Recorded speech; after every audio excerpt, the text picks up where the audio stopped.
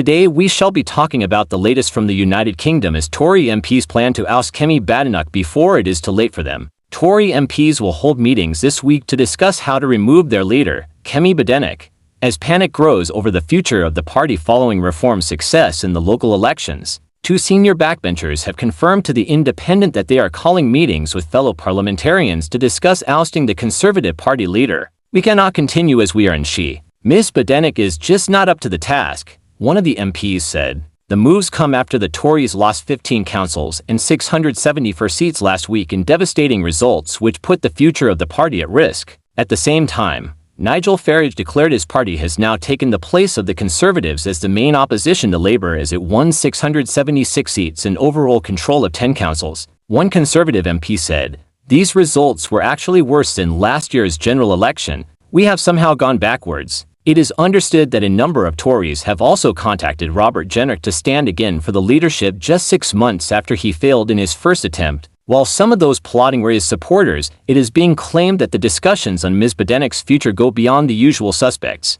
There are claims that former Foreign Secretary Sir James Cleverly is also positioning himself for a potential leadership contest as a centrist alternative to the right-wing Mr. Jenrick. Over the weekend, Sir James told GB News that Ms. Badenoch knows she has my full support but said he could rule nothing out and nothing in regarding a potential leadership bid should there be a vaca. Critics of Ms. Badenoch in the parliamentary party have spoken of their frustration over a lack of a strategy to deal with reform. In particular, an attempt to get her support for an anti-reform attack unit, with the help of former allies of Mr. Farage from UKIP and the Brexit Party who have joined the Tories, fell on deaf ears despite support from Grandy Brexiteer Sir Bill Cash. One senior backbencher said, "I feel like I have been banging my head against a brick wall trying to find out what the strategy is to take on Farage and reform. There has been nothing." Robert Jenrick, the Shadow Justice Secretary, noticeably posted on X how all the Tory council candidates in his Newark seat had won on a day, which saw hundreds of Tory councillors lose their seats. He spent the weekend doing party fundraisers in different parts of the country. Pollster Luke Trill from More in Common suggested that the Tories have 12 months to turn things round, but one MP said, "If we give Kemi another year it could be curtains for us. There are no policies, no ideas, no strategy, and she has no charisma." MPs are calculating that one safe seats in East Anglia, Essex, Kent and across the south of England and shires would fall based on last week's results. There are also complaints about her choice of senior staff, especially ex-MPs like Rachel McLean and Darius Coffey. "They just don't seem to understand the trouble we are in," another MP said.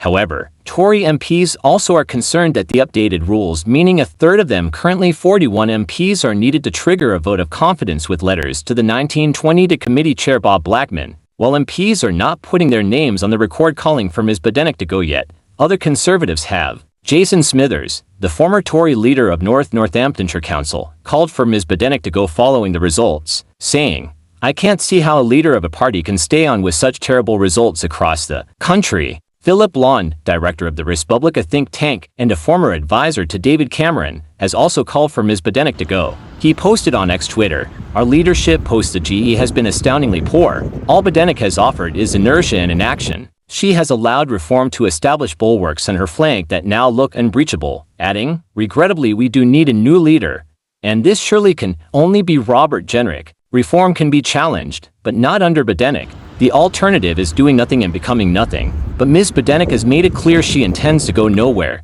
Ms. Badenoch told the BBC's Laura Kunsberg the idea that changing leaders can bring success is wrong, arguing that her party's current predicament isn't going to be fixed after 6 months. She added, "This is not about winning elections. This is about fixing our country." However, Ms. Badenoch's BBC interview appears to have made MPs more anxious. One senior MP said, "She is talking as though we have lots of time to turn things around. We do not. It may even be too late already. She has left a huge space for Nigel Farage to fill." Shadow cabinet members are trying to calm nerves, telling Tory MPs not to try to move against Ms. Badenoch, arguing she needs time. And that draws the curtain on the latest from the United Kingdom, as Tory MPs plan to oust Kemi Badenoch before it is too late for them. If you found this information valuable and you're eager for more most updated information and immigration tips to successfully migrate, then kindly like and share our videos and subscribe to this channel. Then don't forget to hit the notification button to have all our latest videos produced. If you need help, however, with specifics or individualized services in particular, please feel free to contact us by electronic mail and let's create this success story together.